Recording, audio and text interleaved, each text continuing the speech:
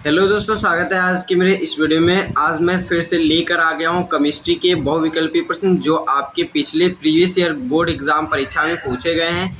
इसी तरीके से मैंने फिजिक्स के लिए बहुविकल्पी क्वेश्चन डाले थे, उसमें आपकी प्रतिक्रिया अच्छी रही और वहां पर भी मैंने सभी वो क्वेश्चन बताए हैं बहुविकल्पी प्रश्न जो पिछले साल में बोर्ड की परीक्षा में पूछे गए हैं। 2023 की बोर्ड परीक्षा में वो सभी बहुविकल्पी प्रश्न मैंने विद सॉल्यूशन पूरा मैंने आपको दिखा चुका हूँ। भौतिक विज्ञान का और यहाँ पर मैं लेकर आ गया हूँ रसायन विज्ञान का। तो अगर पहले तो आप उसे अगर नहीं देखे हैं तो उसे देख लीजिए। और यहाँ पर आपको मैं रसायन विज्ञान के जो प्रीवियस ईयर यानी कि 2023 में जो आपके क्वेश्चन बहुविकल्पी प्रश्न पूछे गए हैं वो यहाँ पर मैं लेकर आ गया हूँ। बहुत अच्छे क्वेश्चन है और बहुत ही इंपॉर्टेंट है, क्योंकि पिछले साल पूछे भी जा चुके हैं तो इम्पोर्टेंट तो हो ही जाते हैं।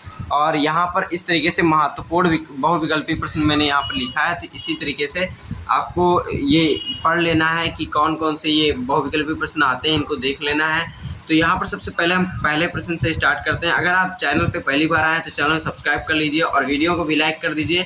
यहाँ पर सबसे पहला क्वेश्चन दिया गया है 10% द्रव्यमान प्रतिशत वाले ग्लूकोज के 200 ग्राम विलयन में ग्लूकोज की मात्रा होगी।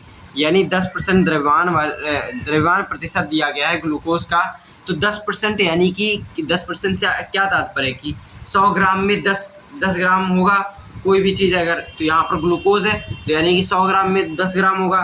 तो अगर 200 ग्राम विलयन में ग्लूकोज की मात्रा होगी तो 10% लेना है। तो 200 ग्राम में कितना हो जाएगा, 100 ग्राम में 10 ग्राम, 200 ग्राम में 20 ग्राम हो जाएगा। तो यहाँ पर 20 ग्राम आपका राइट विकल्प हो जाता है और इसको मैंने फार्मूले से भी इस तरीके से कर दिया है। तो यहाँ पर विलयन परसेंट में जितना आपका दिया गया है तो 10% दिया है और विलय विलय की मात्रा आपको ज्ञात करनी है कितनी होगी। तो यहाँ पर x लिख दिए और जो आपका विलयन प्राप्त हुआ है वो है कितना, 200 ग्राम इंटू में 100 और बराबर में आपका इसी तरीके से x ये 00 से 00 कट जाएगा और x बटे 2 को उधर भेज देंगे, 10 का गुणा हो जाएगा तो 20 हो जाएगा, x बराबर में 20 ग्राम इस तरीके से आ जाता है। फिर आपका यहाँ पर अगला क्वेश्चन दिया गया है खा नंबर, एक अभिक्रिया के लिए वेग स्थिरांक के बराबर इतना दिया गया है, अभिक्रिया की कोटि होगी। तो आप पढ़े होंगे केमिकल काइनेटिक्स यानी रसायन बलगतिकी में आप पढ़े होंगे अभिक्रिया की कोटि। तो अभिक्रिया की कोटि आप इस जो आपका यहाँ पर मात्रक दिया होता है उसको देख करके आप बता सकते हैं। और यहाँ पर कोई भी वैल्यू दी है उसको कोई ज़रूरत नहीं है देखने की क्या कितना दिया है वैल्यू। यहाँ पर सिर्फ आप इसके मात्रक को देखकर बता सकते हैं कि अभिक्रिया की कोटि कितनी है। तो यहाँ पर अगर litre mole inverse second inverse है तो ये द्वितीय कोटि की अभिक्रिया है।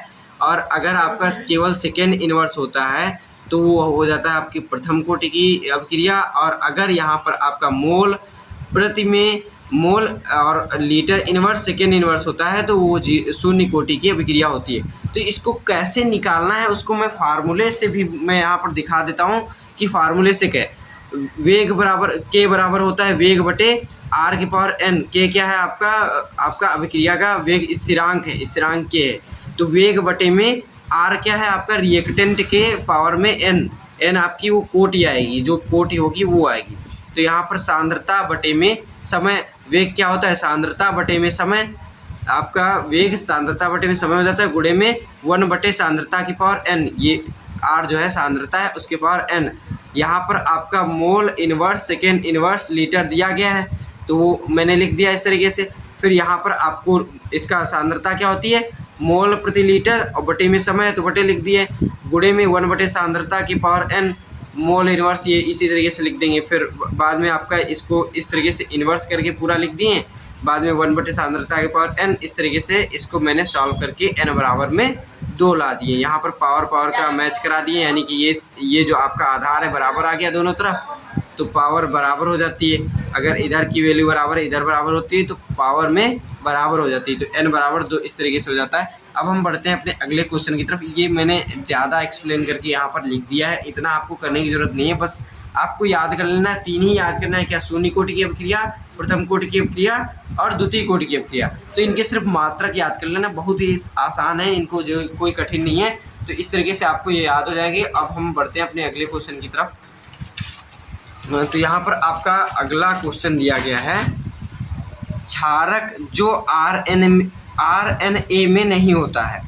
सबसे पहले देख लीजिए ये आपका प्रीवियस ईयर क्वेश्चन पेपर से लिया गया है, इसलिए आपका अभी जो शायद कुछ चैप्टर नहीं भी पढ़े हों उसमें से भी यहाँ पर क्वेश्चन आपको देखने को मिल सकते हैं। लेकिन इसी तरीके से मैं कुछ जल्द ही आपके लिए नया वीडियो लाऊंगा जिसमें अभी आपके अर्धवार्षिक का परीक्षा आ रहा है, तो उसकी दृष्टि से जो बहुत ही इंपॉर्टेंट क्वेश्चन है बहुविकल्पी प्रश्न, उनको मैं लेकर आऊँगा और उनके क्वेश्चन आंसर और आपका मॉडल पेपर जो होगा अर्धवार्षिक के लिए वो भी मैं जल्द से जल्द लाने वाला हूँ। तो चैनल को जरूर सब्सक्राइब रखिएगा और बेल आइकन भी प्रेस रखिएगा जिससे कि आपको अगला वीडियो आने वाला नोटिफिकेशन उसका मिल जाए। तो यहाँ पर आपका क्वेश्चन दिया गया क्षारक जो RNA में नहीं होता है, तो इसको याद कर लीजिए एक तरीके से कि थायमिन जो आपका थायमिन है वो RNA में नहीं होता है।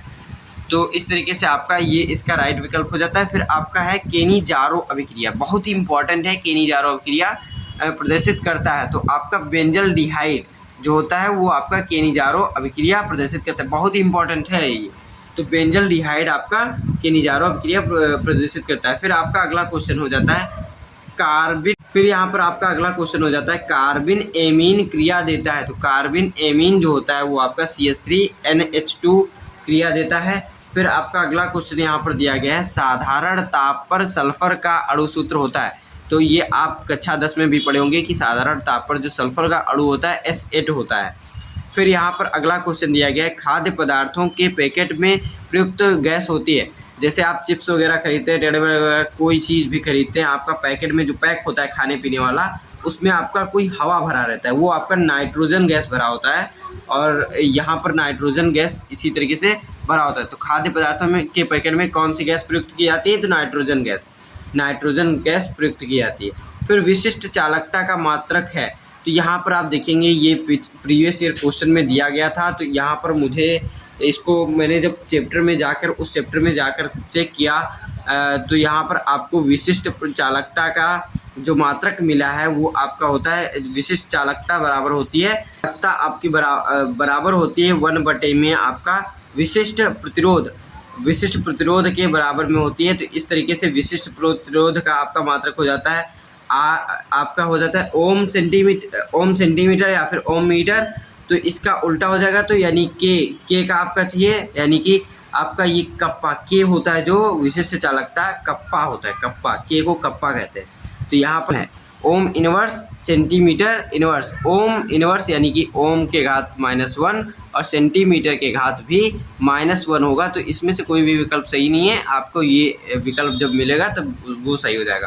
तो यहाँ पर आपका अगला क्वेश्चन दिया गया है विद्युत अपघट्य पदार्थ नहीं है, तो विद्युत अपघट्य पदार्थ आपका यूरिया जो है विद्युत अपघट्य पदार्थ नहीं है। आपका अगला क्वेश्चन है 180 ग्राम जल में मोलों की संख्या होगी, तो आप जानते हैं 1 मोल जल में आपके 18 ग्राम होता है, तो 18 ग्राम है, 18 का 10 से गुणा कर देंगे तो आपके 10 मोल आ जाएंगे। तो यानी कि 180 है ना, 180 ग्राम 18 ग्राम में 1 मोल होता है, तो 180 ग्राम में 18 से डिवाइड कर दीजिए, इसको 18 से भाग कर दीजिए तो 10 मोल आ जाएगा। तो इस तरीके से आपका इसका राइट आंसर 10 हो जाता है। फिर आपका यहाँ पर शून्य कोटि की अभिक्रिया है, तो शून्य कोटि की अभिक्रिया आपका यहाँ पर H2 + Cl2 और 2HCl ये आपका हो जाता है। तो यहाँ पर मैंने इसका एक्सप्लेनेशन भी दिया है किस तरीके से होता है। तो यहाँ पर हल उसी का दिया गया, सूर्य के प्रकाश में जल के ऊपर हाइड्रोजन और क्लोरीन के संयोग से हाइड्रोजन क्लोराइड के बनने की अभिक्रिया। यहाँ पर जो आपकी H2 और Cl2 HNu ये आपका धुंधला प्रकाश होता है, H2O जल होता है और यहाँ पर आपका 2HCl बनता है कि दर आपका इस तरीके से हो जाता है। शून्य कोटि की अभिक्रिया क्यों है ये, क्योंकि ये सांद्रता पर डिपेंड नहीं करती है, वह अभिक्रिया शून्य कोटि की अभिक्रिया कहलाती है जो सांद्रता पर डिपेंड नहीं करती है। तो यहाँ पर आपका ये हो जाता है, यानी कि रिएक्टेंट की सांद्रता पर डिपेंड नहीं करती है। तो यहाँ पर इस तरीके से इसका ये शून्य कोटि के अभिक्रिया का एक उदाहरण हो जाता है आपका। फिर आपका अगला क्वेश्चन है फार्मेलिन जलीय विलयन है। फार्मेलिन जलीय विलयन आपका किस चीज़ का है, फार्मेल्डिहाइड का आपका फार्मेलिन जलीय विलयन है। फिर आपका अगला क्वेश्चन दिया गया है एमाइड से एमीन बनाने में प्रयुक्त अभिकर्मक है। एमाइड से जो एमीन बनाने में प्रयुक्त अभिकर्मक होता है Br2 और KOH होता है, Br2 और KOH होता है। ग्लूकोज या एल्डिहाइड टालेन अभिक्रमक से क्रिया करके बनाता है। तो ग्लूकोज या एल्डिहाइड जब टालेन अभिक्रमक से क्रिया करता है तो Ag यानी सिल्वर आपका बनाता है। फिर आपका यहाँ पर हो जाता है अभिक्रिया A+2B। उत्पाद के लिए वेग स्थिरांक समीकरण R दिया गया है आपका कंसंट्रेशन ऑफ A और कंसंट्रेशन ऑफ B का पावर में 2 द्वारा व्यक्त किया जाता है। तो अभिक्रिया की दर अभिक्रिया की आणविकता होगी, तो आणविकता आपकी इन पावरों को जोड़ दी जाती है, घातों को जोड़ दिया जाता है, वही आपकी आणविकता हो जाती है। तो यहाँ पर 2 यहाँ पर है और 1 यहाँ पर, तो 3 इस तरीके से इसकी आणविकता हो जाएगी। 3 अणु हैं, 1 अणु इसका, 2 अणु इसके, तो 3 अणु। आणविकता कितने हो गए? डायरेक्ट अणुओं की संख्या गिनिए और बस टिक लगाइए, ठीक है। फिर आपका यहाँ पर अगला क्वेश्चन है केनीजारो होगा। केनीजारो अभिक्रिया द्वारा फार्मेल्डिहाइड बनता है। तो फार्मेल्डिहाइड आपका मेथिल अल्कोहल से अभिक्रिया करके बनता है। केनीजारो अभिक्रिया में मेथिल अल्कोहल से फार्मेल्डिहाइड बनता है, याद रख लीजिए। RNH3 plus CHCl3 plus 3KOH alcoholic होना चाहिए, KOH है ना।